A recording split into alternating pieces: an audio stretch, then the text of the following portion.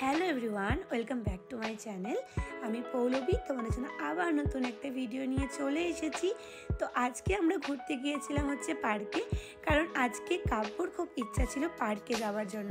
আর কাব্য ওখানে গিয়ে কী করছিল দেখো, এই দেখো কাব্য এখানে দোলনায় চড়েছে। আর দোলনায় চড়ে কাব্যর কী না ভালো লাগছে। আমি, দিদি আর কাব্যই গিয়েছিলাম। তারপরে তোমরা দেখো কাব্য আর কী করলো। দিদি হাই করে দে।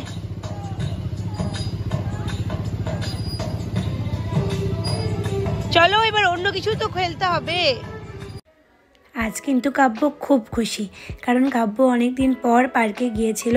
ওকে অনেক দিন আগে দিদি দাদা একবার পার্কে নিয়ে গেছিলো, তো তখন ভিডিও তো করা হয়নি কারণ আমি যাইনি। তো এই জন্য আজকে আমি ওকে বললাম যে তোকে আজকে নিয়ে যাব পার্কে। তো সকালবেলা ওকে একবার বলেছিলাম যে তোকে আজকে পার্কে নিয়ে যাব। তারপরে সারা দুপুর দিদিকে ও শুধু বলেই গেছে মাম মাম মাম। আসলে কাব্য এখনও সব কথা বলতে পারে না, কিন্তু মনে রাখতে পারে খুব সুন্দর। ও মনে রাখার ব্যাপারটা আমার কিন্তু ওকে আমি অনেক দিক থেকে লক্ষ্য করি, কিন্তু অনেক কথা মনে রাখতে পারে।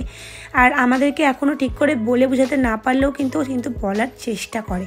আর কাব্য এখন খুব খুশি। আর আমি চেষ্টা করি বা দিদিও চেষ্টা করে যে কাব্যকে আমরা বেশি সময়টা দিই, কারণ ও ছোট।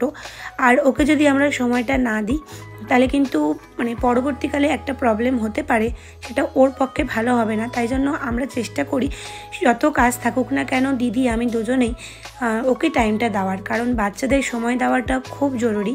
কারণ বাচ্চাদেরকে সময় না দিলে তাদের কিন্তু ঠিক করে তৈরি করা যায় না।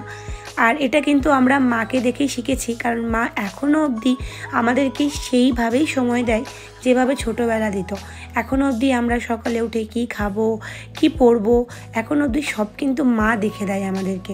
তাই জন্য আমাদের কোনো রকম অসুবিধে হয় না। আমি অনেকগুলো কাজ করি একসাথে, কিন্তু আমাকে বাড়ির কিচ্ছু করতে হয় না। মা শরীর খারাপ ছিল, সেই টাইমটা একটু আমাকে দিদিকে দেখতে হয়েছিল। তারপরে এখন মা সবটা সামলে নেয়। তাই জন্য মনে হয় যে আমাদেরকেও কাব্যকে সেইভাবেই সময়টা দেওয়া উচিত, যেভাবে মা আমাদেরকে দিয়ে আসছে। এখনও অবধি কোনো কিছু করার আগে বারে বারে মাকেই জিজ্ঞেস করি।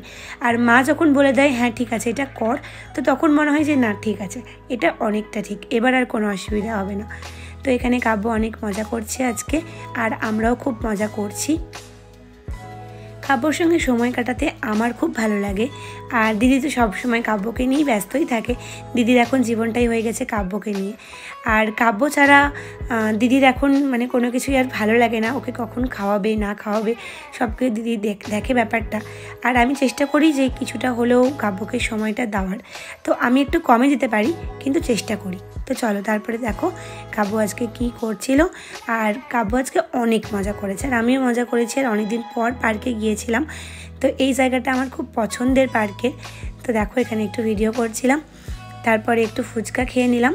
অনেক দিন ফুচকা খাইনি।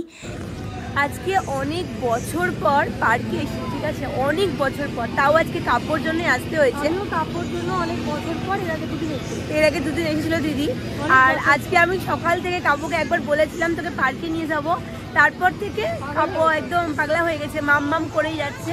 এখন বাড়ি যাচ্ছি, আর দিদি আর কাপড় চলে গেল।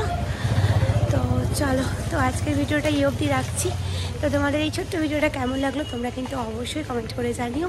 আর ভালো লেগে থাকলে অবশ্যই কিন্তু এটা লাইক করে দিও। চলো টাটা, গুড নাইট, দেখা হচ্ছে আবার পরের ভিডিওতে। তো তোমরা ভালো থেকো, সুস্থ থেকো, আর আমাদের সঙ্গে থেকো।